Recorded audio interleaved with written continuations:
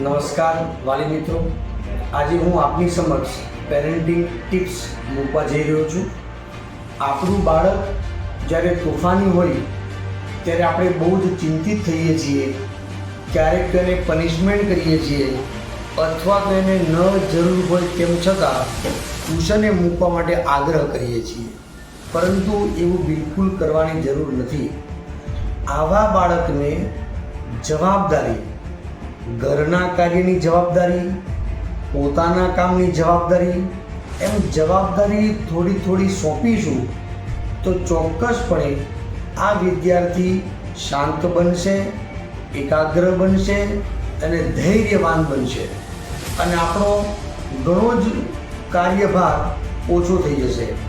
આનાથી વિદ્યાર્થી પોતે પણ સમાજની અંદર ભવિષ્યનો એક સભાન અને જવાબદાર નાગરિક પણ બની શકશે.